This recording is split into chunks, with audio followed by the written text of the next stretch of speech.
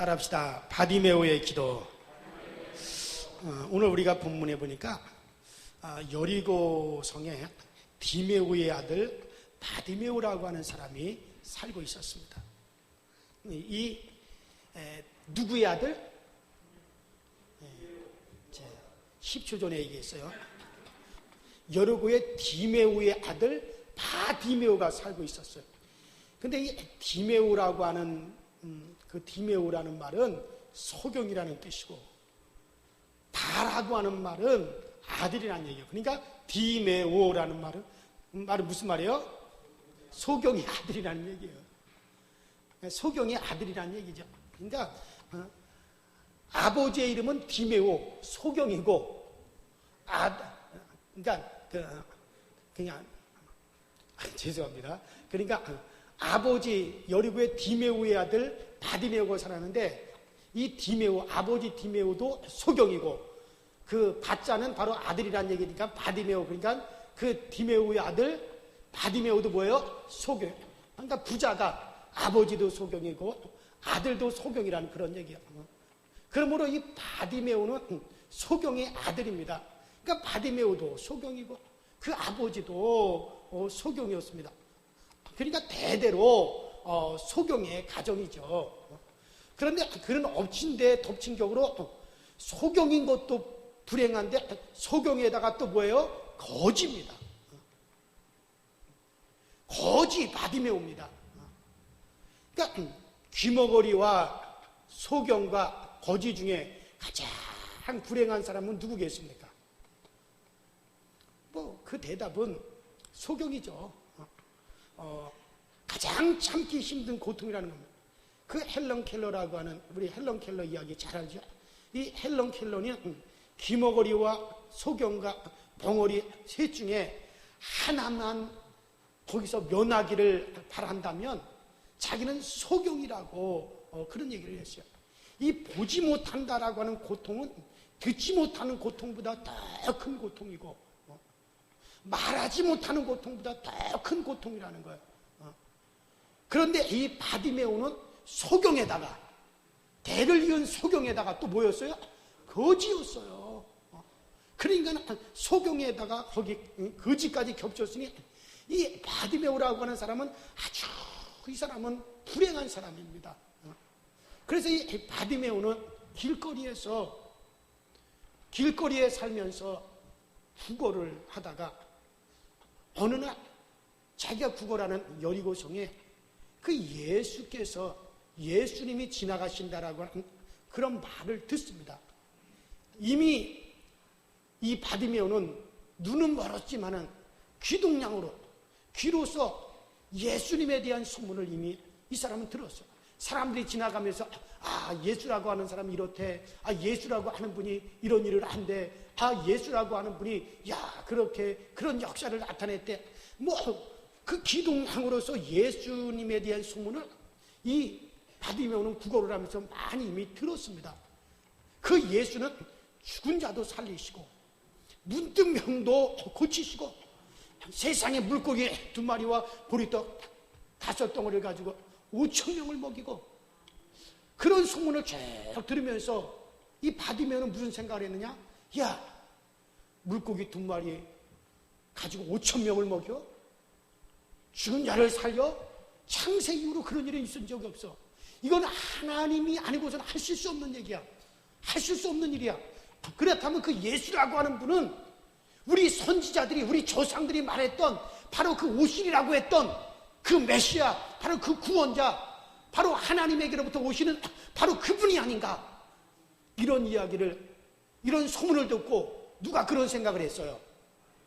현재 우리가 생각한 게 아니라 누가? 바디메오가, 거지 바디메오가 구걸을 하면서 그런 소문을 들으면서 예수에 대해서 그런 생각을 이 바디메오가 하는 겁니다. 그런데 그러한 예수가 바로 자기가 구걸하는 이 여리고성을 지나간다라고 하는 이야기를 들었어요. 바로 예수가 저기 지나간다라고 하는 그런 얘기를 들었습니다. 그러자 이 나사렛 예수가 저기 지나간다. 나사렛 예수가 저기 지나간다. 그러니까는 이 47절에 보니까는 이 바디메오가 뭐라고 소리를 지르냐면 다윗의 자손 예수여 나를 불쌍히 여기소서. 다윗의 자손 예수여 나를 불쌍히 여기소서. 그러나 많은 사람들이 꾸짖습니다. 야 이놈아 조용히 해. 이 거렁뱅이, 이 저주받은 놈 이거 왜 여기서 소리를 지르고 난리야. 깜짝 놀랐잖아. 사람들이 쥐어받고 사람들이 발로 걷어차고 조용히 안 해. 시끄러워. 사람들이 한마디씩 합니다. 그런데 해도 불구하고 이 바디메오는 그러면 그럴수록 더 크게 소리를 지릅니다. 다윗의 자손 예수여 다윗의 자손 예수여 나를 불쌍히 여겨 주옵소서. 바디메오는 결코 포기하지 않았어요. 여러분 성공적인 사람은요 찰거머리와 같이 끈질긴 사람이에요. 예수님은 바디메오가 사람들로부터 제지를 당하더라도 계속해서 소리를 지르는 것을 예수님이 다 들으셨습니다. 예수께서 그 자리에 딱 머물러 서서 저를 내게로 데리고 오너라 저를 내게로 데리고 오너라 예수님께서 말씀하셨어요. 그러니까는 저희가 그 소경을 부릅니다. 제자들이 가서 이봐 자네 이제 그만 소리 질러. 이미 선생님께서 자네 그 소리를 이미 들으셨어. 그러니 어서 안심하고 일어나. 선생님이 지금 너를 부르고 계셔. 49절에 보니까. 그래서 그러자 이 바디메오가 겉옷을 집어 던지면서 막 호적거리면서 예수가 어디 있는지 그 소리가 들리는 쪽을 향하여 막 호적거리면서 막 달려갑니다. 예수께서 그에게 말씀하십니다. 내가 너에게 무엇을 하여 주기를 원하느냐? 주님이 물으셨어요. 이 소경 받으면 선생님이요 선생님이요 내가 보기를 원하나이다. 그렇게 대답을 했습니다. 예수님께서 뭐라 그럽니까? 가라 내 믿음이 너를 구원하였느니라. 이미 이 사람이 믿음이 있었다는 거야 없었다는 거야? 이미 있었다는 거야. 그의 믿음을 보셨다는 거예요. 그리고 곧 그가 보게 되어 예수를 쫓아가니라. 할렐루야. 그래. 그래서 이 바디메오의 기도는 응답이 된 기도입니다. 바디메오의 기도는 도대체 어떤 기도였을까요? 먼저는요, 따라합시다. 불행을 극복하겠다는 기도. 그래. 먼저 이 바디메오의 기도는 지금 나에게 온 이 불행을 내가 반드시 극복하고 말이야. 이 불행을 극복하겠다라고 하는 그런 기도가 바로 오늘 이 바디메오의 기도예요. 불행을 극복하겠다. 사람들은 어쩔 수 없는 불행을 그대로 받아들이고 그 속에서 그냥 포기하고 살고 있습니다. 그러나 이 바디메오는 내가 보기를 원하나이다. 이 대답을 보면은 어떻게 하든지 자기의 불행스러운 이 환경을 극복해보겠다라고 하는 강력한 의지가 이 사람 속에 있습니다. 그래서 이 바디메오는 5가지 절망적인 상황에서 결코 응답을 받아야 기도의 사람이었어요. 먼저는 이 바디메오는 뭐라 그랬어요? 아버지도 소경이고 아들도 소경, 대를 이은 소경이었는데 그 대를 이은 소경을 딱 끊어버렸다는 것. 두 번째, 이게 거지였어요. 그러니까 가난한 인간은 길거리에서 살면서 거지 생활을 했지 않겠어요? 그러니까 대를 이은 가난을 끊었다는 거죠. 세 번째, 길거리의 생활을 끊고 이제 가정으로 돌아갔다는 거죠. 네 번째, 그가 항상 사용하는 언어는 나를 불쌍히 여기소서, 나를 불쌍히 여기서 한 푼만 주세요, 나 불쌍히 여기서 한 푼만 주세요. 이게 늘 그의 입에서 나오는 언어였는데, 지나가는 사람들에게 외치는 찌든 구걸 소리였는데 이제 그 소리가 감사로 바뀌었다는 거예요. 하나님 감사합니다, 하나님 감사합니다 하면서 그 다음부터 예수를 쫓아가는 사람이 되었다는 거예요. 5번째는 언제나 사람들이 주는 멸시를 받는 사람이 이제 자랑스럽게 간증하는 사람으로 바뀌었다라고 합니다. 이렇게 5가지 면에서 이 사람은 자기의 불행을 끊어버린 사람입니다. 어디를 가나 희망적이고 밝은 면이 없는 소경이었어요.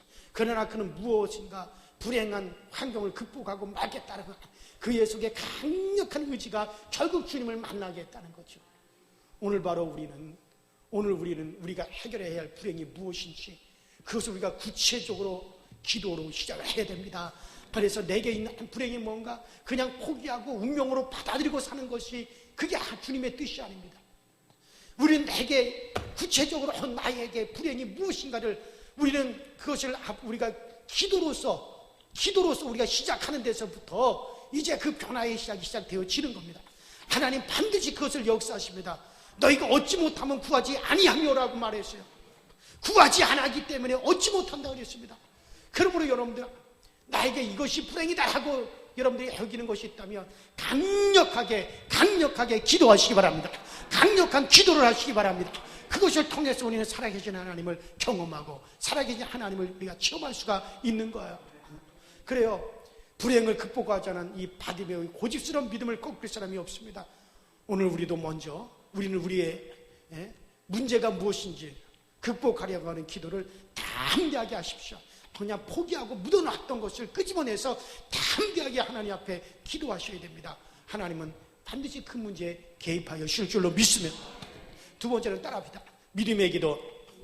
첫 번째는 불행을 극복하겠다라고 하는 기도였고, 두 번째 그의 기도는 믿음의 기도였습니다. 왜? 주님께서 그의 믿음을 보시고 내 믿음이 너를 낫게 하셨다. 그러니까 뭔가 이 바디메오는 믿음이 있었다는 거예요. 그의 기도는 믿음의 기도였다는 거예요. 자, 근데 그게 도대체 어떤 믿음이었을까? 거기 47절 보면 47절 읽어보십시다. 47절만 다 같이 한 목소리로.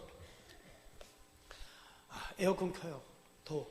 이상이 오늘 아주 습기가 많아서 그런지 막 후덥지근하네. 자, 47절 우리 다 같이 시작. 나사렛 예수란 말을 듣고 소리질러 하려되 다윗의 자손 예수 나를 불쌍히 여기소서 하고는. 자, 여기 뭐라 그랬어요? 아니, 누구라는 소리를 듣고, 그렇죠. 그 앞에 걸 빼버리면 안 되잖아. 나사렛 예수란 말을 듣고 소리 지르는데 뭐라고 소리 질러요? 다윗에서. 그러니까 듣기는 뭐라고 들어요? 나사렛 예수라고 들었는데 그의 입에서는 뭐라고 나와요?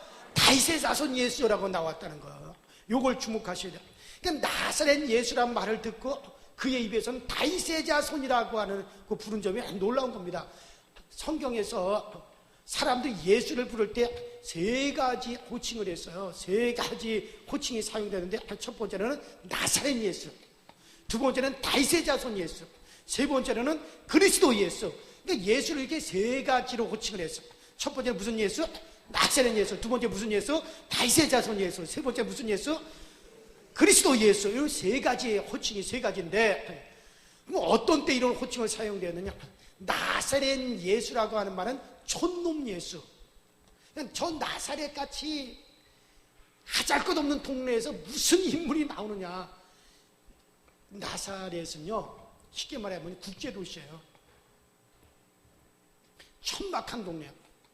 나는 로마에 점령되고 다른 여러 나라에 점령되고 아수르에 점령되고, 그러면서 거기는 쉽게 말하면 그런 외국 군대가 많이 주둔하면서 쉽게 말하면 순수한 유대인들이 아니라, 순수한 혈통들이 아니란 말이야. 그러니까는 이스라엘 백성들한테 항상 뭐냐면 이방인 취급을 받았어. 이방인 취급을 받았다.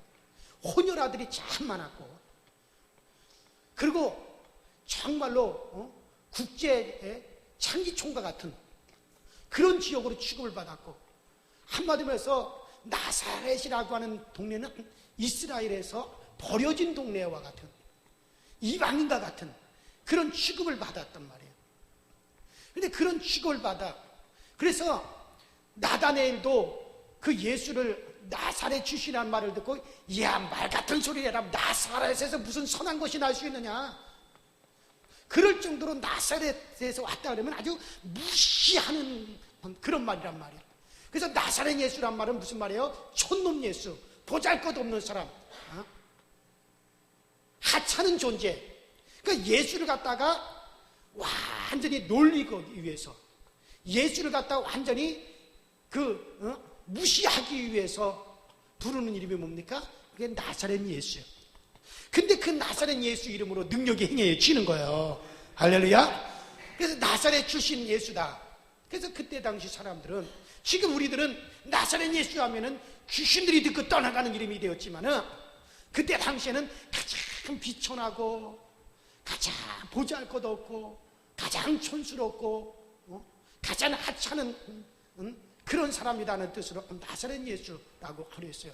그 다음에 이 다윗의 자손 예수라고 하는 말은 못할 것이 없으신 능력의 예수라는 뜻이에요. 따라합시다. 못할 것이 없는 능력의 예수.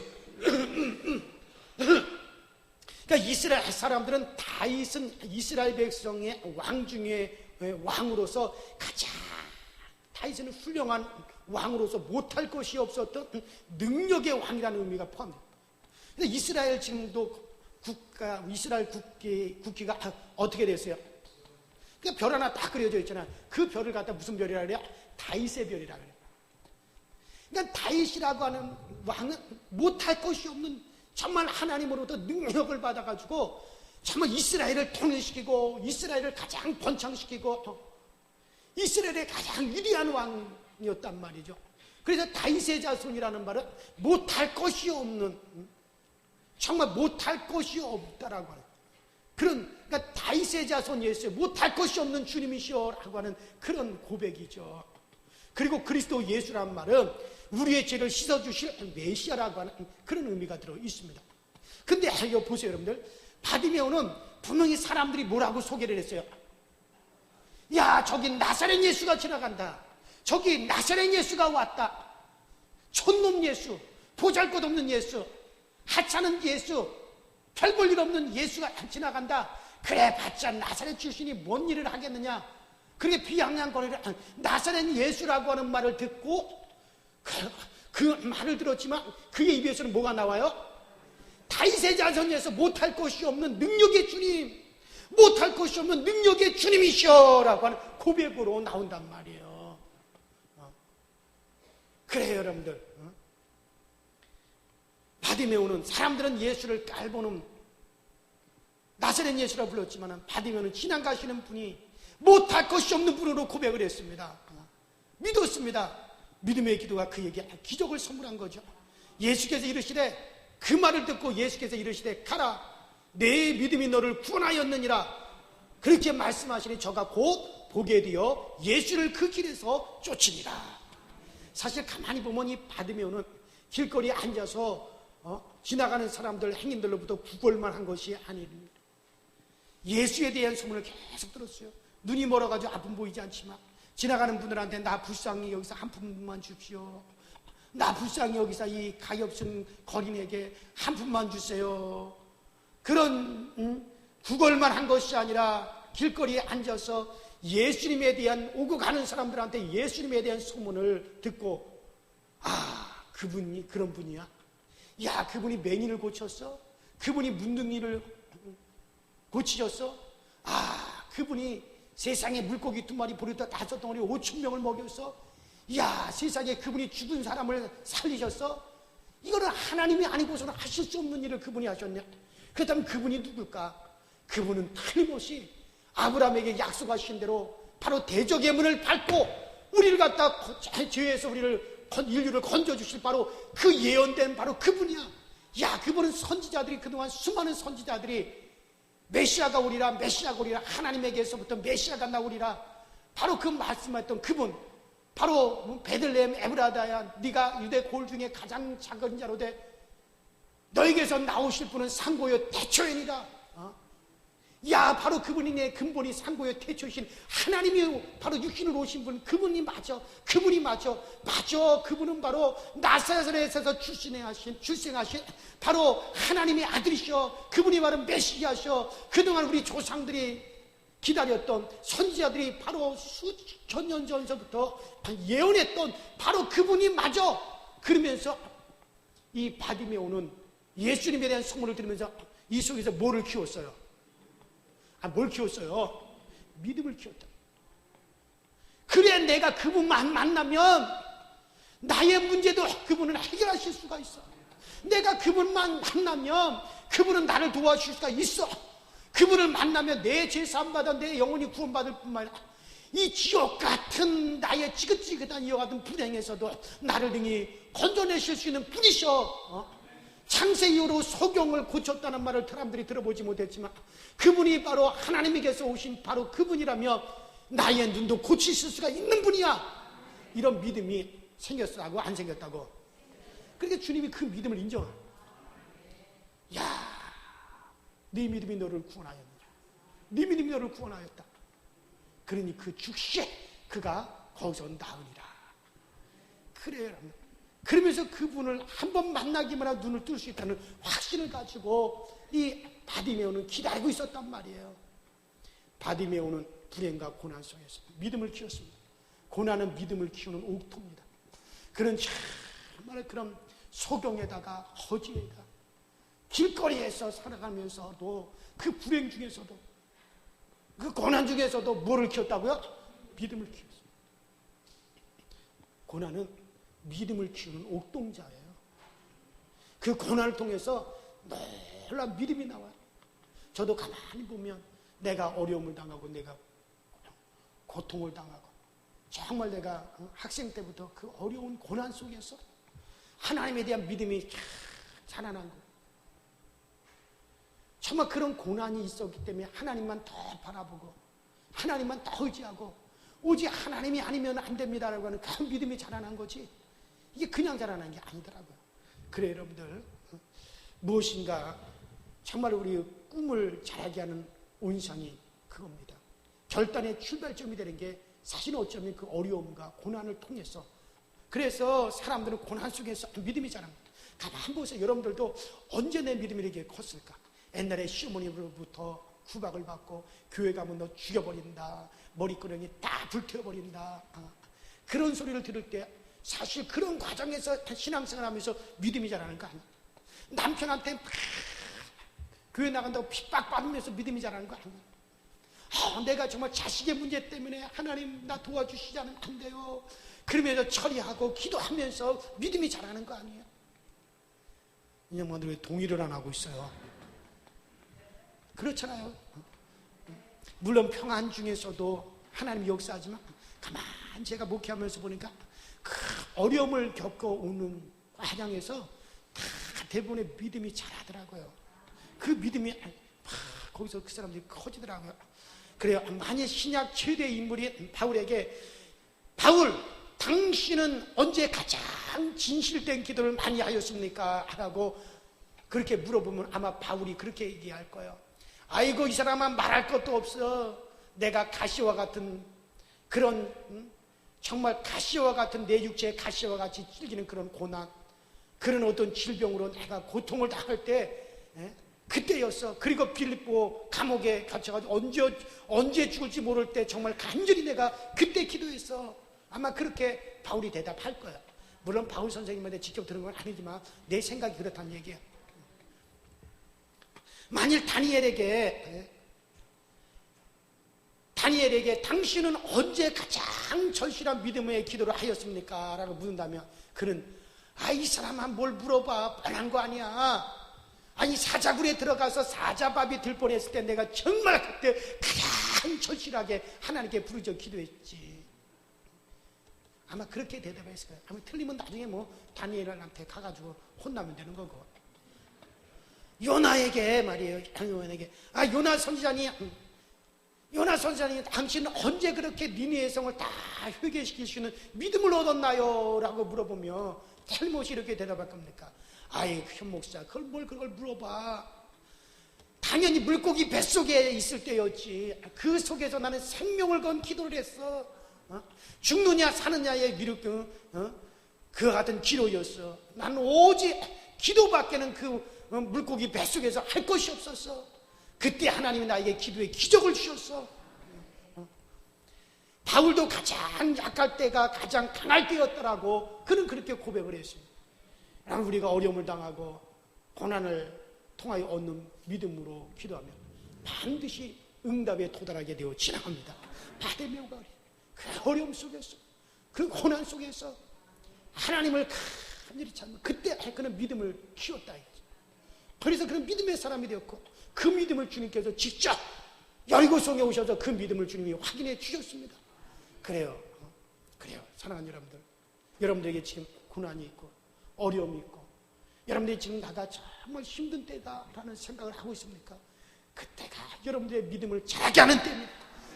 그때가 바로 하나님 앞에 절실히 기도해서 하나님한테 인정받을 때인 것입니다. 여러분들 그때를 활용하시기를 주의 이름으로 축원합니다. 그때를 활용할 수 있어야 되는 거예요. 마지막 세 번째 따라합시다. 기회가 오자 자기 문제를 주님께 넘겨버렸다.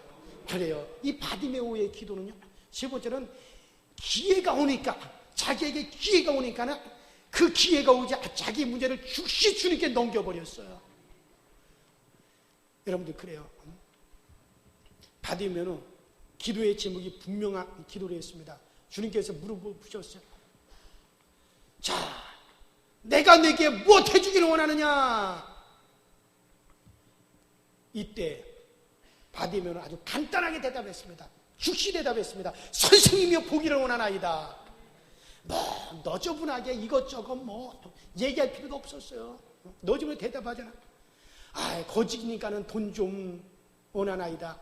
아이고 집을 원하나이다.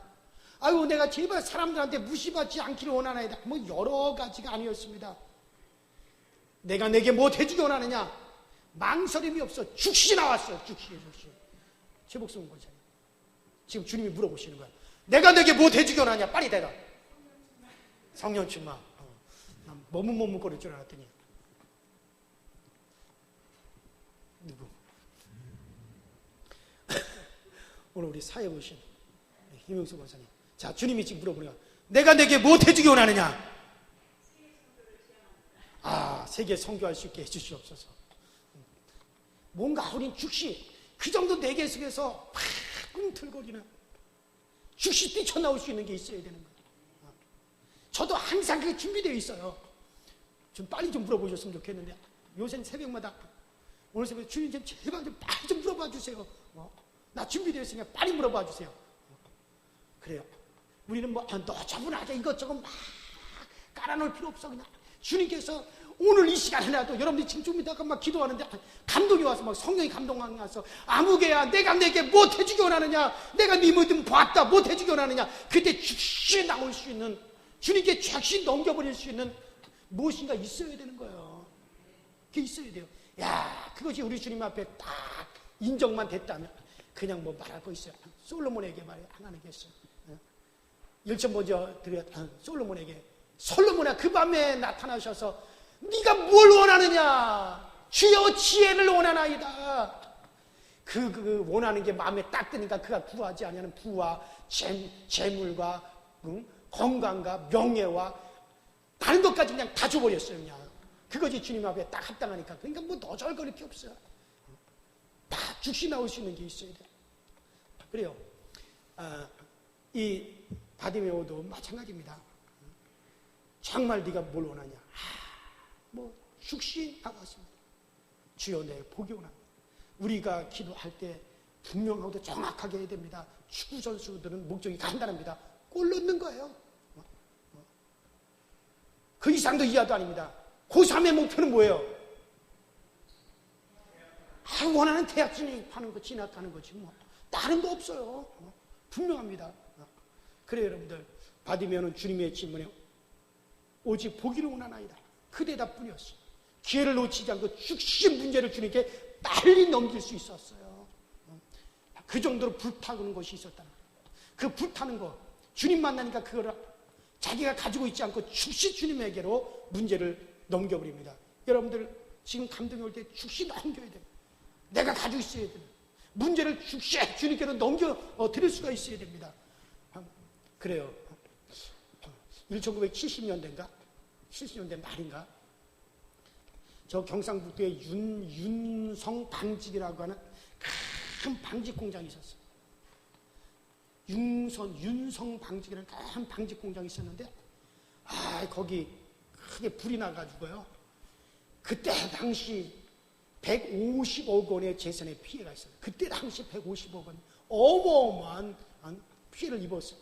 근데 그 당시 우리나라 역사상 150억 원의 규모의 화재가 난 적이 없었어요. 150억 원. 역사상 그렇게 큰 규모의 아유, 70년대니까 뭐 150억이면 어마어마한 천문학적인 숫자다. 경상북도에 가장 우리나라에서 유력한 방직회사다. 그때 방직회사가 얼마나 우리나라에 그거 했습니다. 근데 불이 나가지고 150억 원의 재산 피해를 입었어요. 그런데 문제는 보험회사인데, 국내 보험회사는 보험액이 큰 경우에 이런 큰 화재 보험금을 자기네 회사가 감당할 수 없어가지고 외국의 더 큰 보험회사에다 재보험을 들게 됩니다. 재보험을 들게 됩니다. 그러니까 전에 아시아나 항공이 그때 사고가 났잖아요. 그때 보험금을 어디서 지불한 줄 알아요? 영국 보험회사에서 지불했어요. 왜냐? 금호 아시아나들이 자기네들이 우리 국내 보험 회사에 들었는데, 이게 국내 보험회사가 이렇게 큰 보험 같은 경우에는 만일에 사고 날 때 자기들이 이것을 다 지급할 만한 능력이 없으면 더 큰 보험회사, 외국의 더 큰 보험회사에다가 재보험을 들게 됩니다. 그래서 자기들이 감당할 수 없을 때는 거기서 다 감당해 주도록 그렇게 하는 그런 제도가 있어요. 그런데 그때 당시, 그런데 윤성 방직에서 가입한 그 화재 보험회사가 외국의 보험회사에다가 재보험을 들지 않았어요.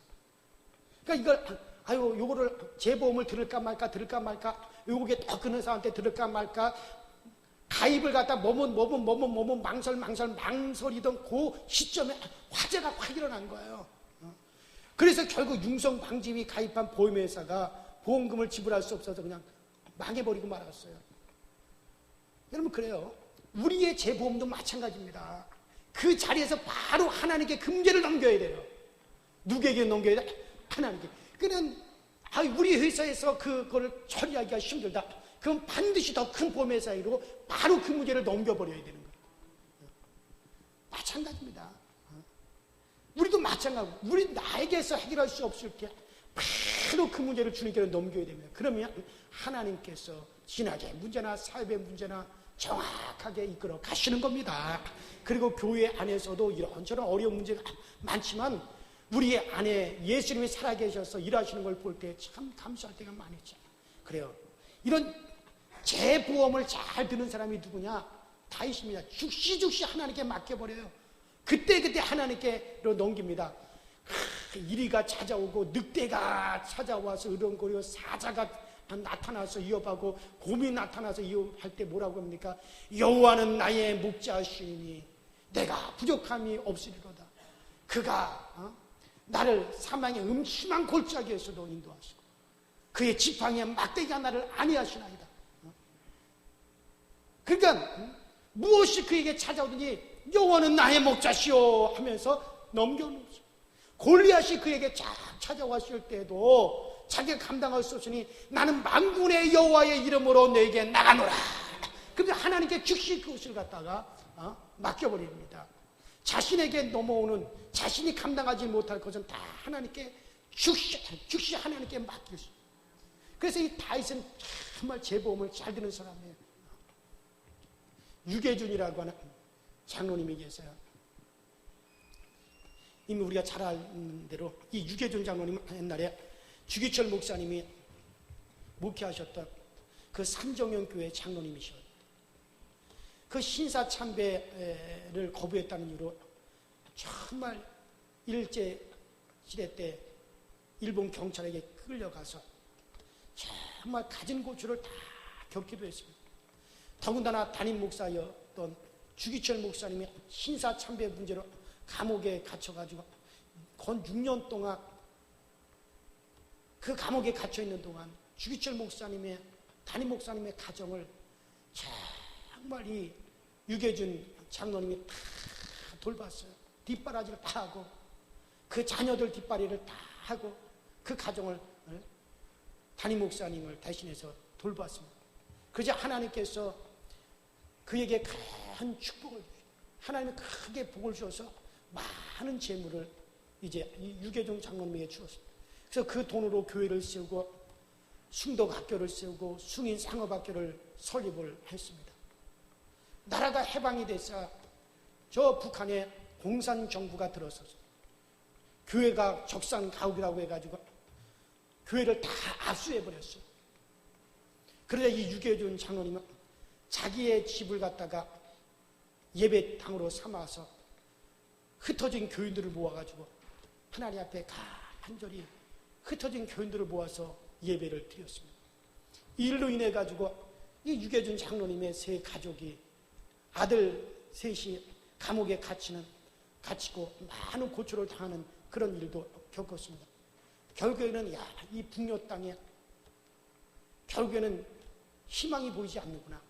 이 북녘 땅에 들인 검은 그림자 더 이상 희망이 보이지 않자 6.25 전쟁이 발발을 해서 자기의 자녀들을 다 불러 모아놓고 가족 식구들 다 불러 모아놓고 얘들아, 이 북녘 땅에는 희망이 보이질 않는다.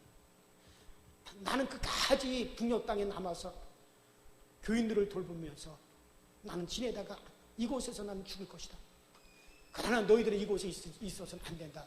너희들은 남한으로 빨리 피난을 데려가라. 남쪽으로 빨리 피난을 데려가라. 그래가지고 그 자녀들을 다 불러 모아놓고 예배를 드리는 거야. 나중에 우리 천국에서 만나자. 간절히 기도하고 하나님께 예배를 드리면서 하나님, 나의 이 자녀들을 이들만 저 남한으로 내려보내려고 합니다. 저들이만 남한으로 내려보내는데 하나님께서 이 문제를 좀 맡아주세요.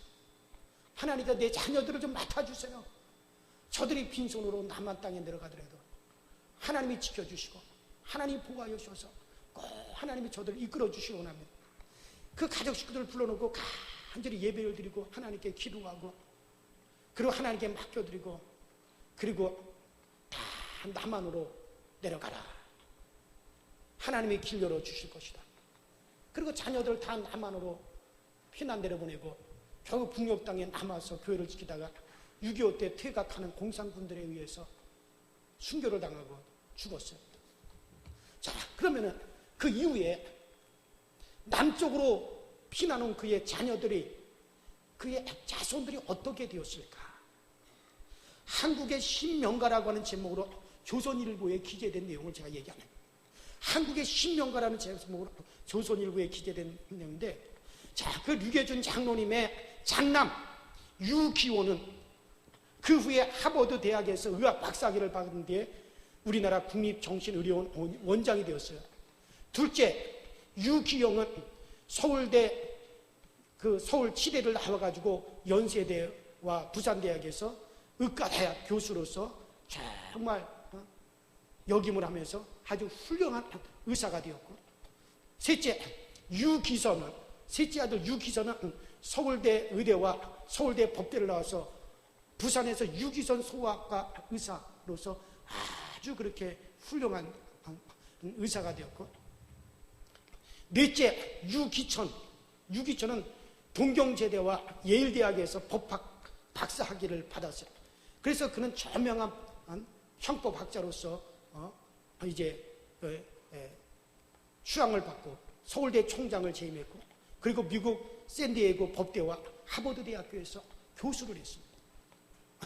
다섯째 아들 유기진은 시카고 일리노이 종합병원 의사로 지금 그때 당시 의사로 있었고, 막내 아들 유기목은 그 미국 캘리포니아대 의대 교수로 재직 중에 있다고 그렇게 나와 있습니다. 그리고 큰딸 장녀 유기옥은 동경여자 의대를 졸업하고 우리나라 누가의원 병원 원장이 되었고, 그때 당시 차녀 유기숙은 동경대학 약대를 나와가지고 뉴욕 생화학연구소 양리사로 있다고 그렇게 신문에 소개해요. 그리고 계속해서 그의 손주들이 대를 내려오면서 의사가 24명, 약사가 26명, 교수가 11명, 목사, 또 고위공직자 3명, 변호사, 판사가 각각 1명씩, 사업가가 9명, 대기업 간부가 3명, 국가대표 선수가 2명. 한국의 신명가라고 하는 제목으로 조선일보에 기재된 그런 내용입니다. 그러니까 이 유계준 장로님은 정말 지금 자기가 당면한 그 문제를 자기가 가지고 있지 않고, 나는 너희들과 함께 남한으로 내려가지 못하지만 너희들 마음대로 간다. 그러나 정말 예배를 통해서 철저히 하나님께 그 문제를 넘겨버리는 거예요. 누구에게 넘겨요? 뭐 불만이 있어요? 대답이 시원찮아. 누구에게 넘겨요? 하나님께 넘겨. 하나님께 넘겼어요. 하나님께서 그 자손들을 이 남한 땅에서 그들을 하나님이 참 복되게 인도하여 주시고, 그래 우리는 예배를 통해서 오직 하나님만 의지하고 붙어가. 그래요. 예배라는 말이 뭐예요? 하나님을 만난다는 것. 또 예배라는 말의 의미 속에는 맡긴다라는 의미도 들어있어요. 우리 예배를 통해서 하나님께 맡긴. 그래요. 예배가 맡김입니다. 기도가, 회개가 하나님의 영의 이끌림을 받아서 맡겨야 돼요. 이 받으면 오는 그 자기의 문제를 즉시 주님께로 맡겨버립니다. 즉시 주님께로 옮겨버립니다. 주님께서 그 문제를 풀어주시는 거예요. 그래요. 오늘 우리 모두가 정말 여러분들도 그렇게 하시기를 주의 이름으로 축원합니다. 오늘 이 바디메오의 기도는 첫 번째 불행을 극복하겠다라고 하는 기도였습니다. 정말 나는 이 불행을 극복하겠다는 의지의 기도. 두 번째 이 바디메오의 기도는 믿음의 기도였습니다. 정말 그는 나사렛 예수라고 하는 소리를 들었지만 그의 입에서는 다윗의 자손 예수여라고 나왔어요. 그는 예수를 믿었어요. 그 다음에 세 번째 이 바디메오의 기도는 기회가 오니까 즉시 자기의 문제를 자기가 가지고 있지 않고 주님께로 즉시 맡겨버리는 그런 기도였어요. 오늘 여러분들 주님께서 내가 너에게 무엇 해주기를 원하느냐, 즉시 주님께로 옮겨다가 맡길 수 있는 문제 여러분들에게 있어야 됩니다. 즉시 주님께로 옮겨놓을 수가 있어야 됩니다. 그래서 주님께서 그것을 보시고 내 믿음이 너를 구원하였다, 내 믿음대로 네가 나으리라, 그 말씀을 해주실 수 있게 되겠다. 주 이름으로 축원합니다.